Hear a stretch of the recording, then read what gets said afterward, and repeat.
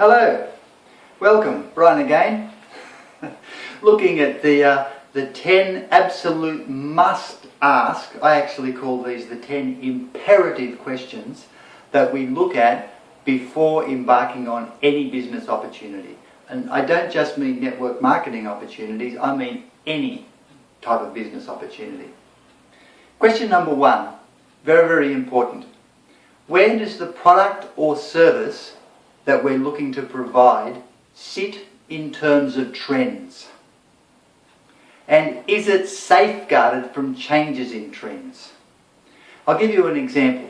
20 years ago, everywhere you turned was a DVD/video store, sitting up on every corner. There's Blockbuster, Video Easy.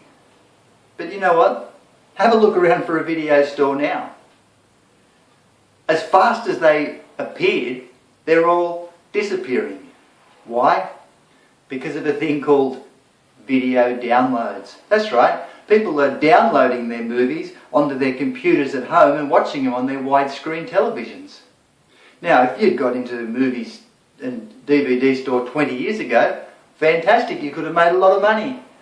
But I tell you what, if you'd bought one or 2 years ago, wow, that would be devastating. So always look, where does your product or service sit in terms of trends, and is it safeguarded long term from trend changes? Second question to ask, and this is important, is does the product or service that you provide have a distinct point of difference or uniqueness compared to other products on the market or services on the market? Because if you don't, you will get left with the only bargaining chip that most businesses work from, and that is the cheapest price. It is not a good long-term strategy to try and attract business by having to continually discount. Let's face it, if somebody can go down to the discount shop and buy the product the same or virtually the same as what you provide at half the price, there's no reason for them to loyally come back to you. So is the product or service unique? Thirdly, ask yourself this simple question. This probably should have been number 1. Does the product or service that we provide actually either make people's lives better, or does it at least give them the perception that their lives have been made better? Again, an example. Begrudgingly this morning I filled my car up with fuel, paying $1.50 something a litre. But you know what? I did it because filling my car up with fuel made my life better. Pretty simple. Driving up the freeway beat walking up the freeway. Made my life better, I paid the money. Does it make people's lives better? You buy a cup of coffee on a stressed out day, is your life better?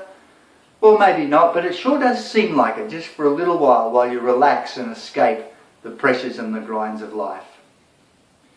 The fourth question is the product or service that you're providing, is it consumable? Will people get repeat orders, repeat sales? You know, for a long time I sold roofing and guttering, metal roofs, new metal roofs and gutters on the homes. Fantastic company I worked for, great product. It was actually, the gutters themselves were actually guaranteed not to rust for 20 years. 20-year guarantee. You could imagine I didn't get much repeat sales. In fact, after I made each sale, I was virtually unemployed until I could regenerate another lead and quote again to get another customer. Like somebody that sells cookware. Guaranteed for life. Well, there won't be much repeat sales coming back from those customers. Ask yourself this question. What risk is involved? What is particularly financially? I'm so glad that when I looked and came into the company I'm involved with, I was told, well, Brian, what have you got to risk? What have you got to lose except your bad health? Remember a few years ago I was talking to a lady, I was working with a lady, and she was looking to come and do business with me. She was a stay-at-home mum looking for a new challenge. Her husband worked as building furniture, making furniture in a factory. He was in fact a carpenter, a cabinet maker, licensed cabinet maker, and he wasn't happy and he was looking for something else. So he went along to one of these trade expos, looking at the different franchises that were available. And he came back and his wife was telling me that they were looking at buying in to a franchise where doing handyman work for homes. I said, oh, sounds good. I said, what's that going to cost you? She said, $60,000. I said, $60,000? She said, oh, it's good. You get the truck and you get your equipment. It's all provided. And I said, I thought you didn't have any money. She said, oh, it's all right. They're going to lend it to us. They're going to lend you money? Yes. Why would they do that? Well, because we put our home up as collateral. Hang on. You're putting your home up as collateral? I'm thinking, are you nuts? Then she says, it's okay because they've guaranteed us that we will make money right from the very beginning. Let me tell you, if someone says the words guaranteed to make money in a business opportunity, there is no such thing as a guarantee to make money. I never tell people they're guaranteed to make a lot of money. I promise people if they work with me, they'll get healthy. I promise them that if they set it up right, they'll save tax money on their tax. But there's no guarantee that we make money. It's up to how people learn and how they train and how they actually do what we ask them to do. Next question is, does the company or business ask you to front load? Front load is where they expect you to order or buy a whole lot of products and materials up front and then try to move them yourself. They say, oh, it doesn't cost much to join with us, but you've just got to get all this material. Well, I know friends, particularly back in the horrible 90s, that got stuck with garage fulls of vacuum cleaners or water filters, cleaning products. They'll never use them and they'll never sell them. Don't get caught into front loading. Look at the compensation plan. Is it simple? Is it lucrative? And is there opportunity to make good money? And does it provide a solid residual income? That's an ongoing income. But more importantly, is it simple to understand? Does it make sense? Trust me, if it doesn't make sense to you when they're showing you, you're going to have a very hard time showing it to anybody else. Number 8. Does it sound just too good to be true?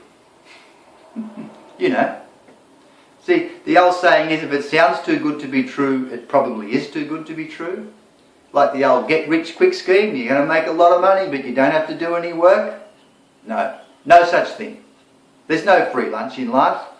We're going to succeed, we need to be prepared to work hard. If somebody says words to you like, you've got a great opportunity to get in on the ground floor, we're giving you the exclusive chance. Can I tell you, grab hold of your wallet, grab hold of your credit card and run. Get out that door as fast as you can. Don't come back. Beware of get-rich-quick schemes. So many people have been caught over the years by shonks. Ask yourself the question, is the company that I'm working with solid?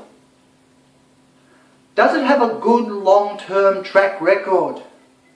Is it profitable even during downturns and difficult times? Is it debt-free?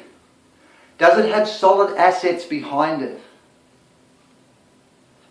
The last thing you want to do is put in lots of work, build what you think is a great future, and then suddenly find that the company you're working with goes turtle up. Make sure they're not just working out of some shonky factory somewhere or a garage. Make sure they are solid and have a reputable reputation. Lastly, ask yourself the question, is it a fit for you? Is it a fit for yourself?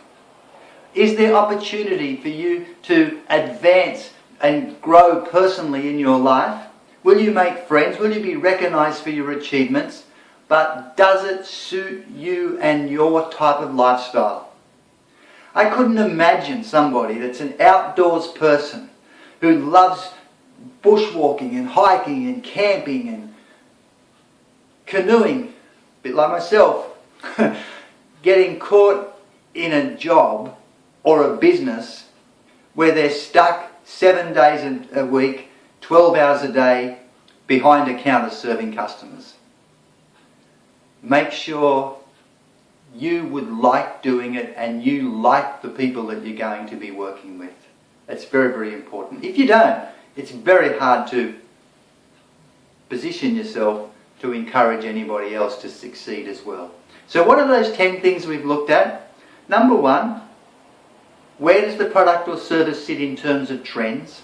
Number 2, is the product or service unique? Number 3, does the product or service make people's lives better? Number 4, is it consumable, getting repeat orders? 5, what are the risks involved, both personally and financially? Number 6, do they ask you to front load?